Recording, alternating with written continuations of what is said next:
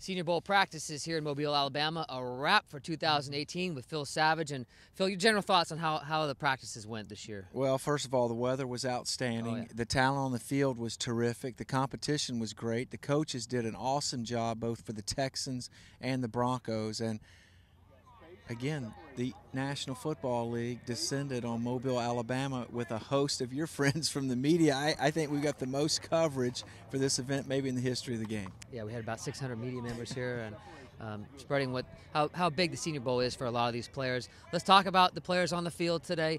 3 practices here. We like to give our annual practice awards. Let's start with the offense.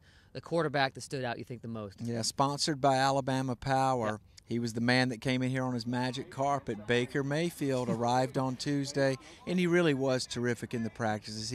His ball placement, the fact that he just stepped on the field, he's got an instinctive nature about his style of play. He's got quick feet, quick eyes, and a quick arm. The ball comes out, he was accurate, and overall, he really put together the most consistency over the 3 days.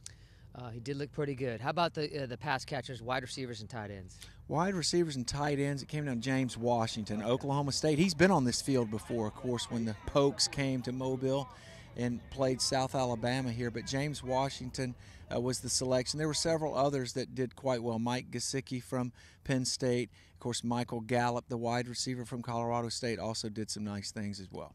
Running backs. Running backs, Akram Wadley, the running back from Iowa, was the standout in that group. He's got quickness out of the backfield. He's very versatile in terms of as a receiver and also as a kick returner. And he came in with a bit of a wrist injury, and he fought through it and completed the week. How about the linemen? O-line, D-line. Offensive line, Isaiah Wynn. Now, he played left tackle for Georgia, but he's only 6'2". So everyone knew throughout the fall we need to see him at the Reese's Senior Bowl slide down inside as a guard. He took to it like a duck to water. He was terrific.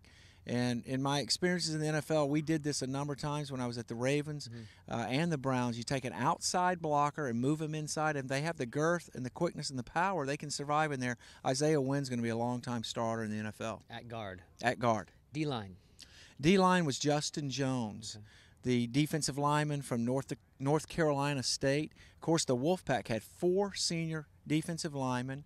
And he was the one who emerged here as being the one, again, I use the word consistency, but from the beginning on Tuesday to the end this afternoon, he stood out. Linebackers.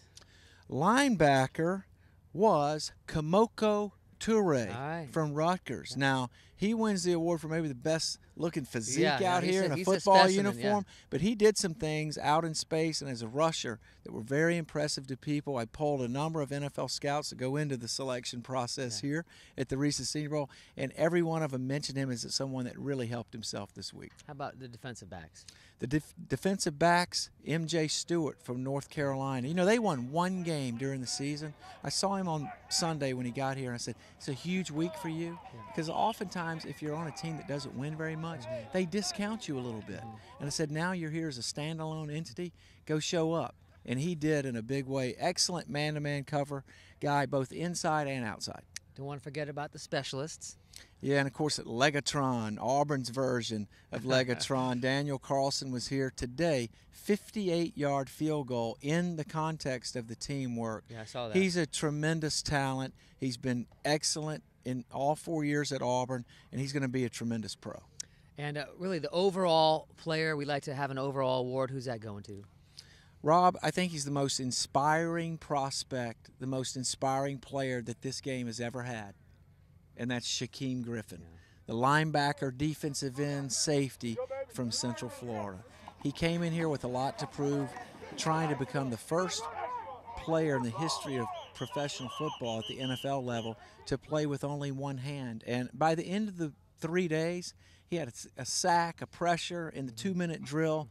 I was on NFL Network at that particular moment, and they were like, you don't even think of it that way. You just think of him as a football player and somebody that you better block or he's going to go find the football and make a play. He's an exceptionally quick guy, and he's an exceptionally he's a good person. And he did it all the way through the week with a smile on his face. And he had as many requests. Look, the quarterbacks were the headlines, but he had as many requests as any other player down here. Yeah, he handled it with class, handled himself with class, and we wish him luck getting that combine invite. I guess they were trying to get that on a couple of the broadcast networks here, trying to push for that. Well, they have one more meeting, National Football Scouting, now that the Senior Bowl practice week is completed. So I'm very hopeful that they will bring him to Indianapolis. There's absolutely no reason not. If he's not one of the top 330 players that go to the combine in Indianapolis, then I need to go start scouting another sport. Well, stay with us. We like having you here at the Senior Bowl. Appreciate it's been a great week. And, of course, the game is on Saturday, 1:30 Central Time on NFL Network.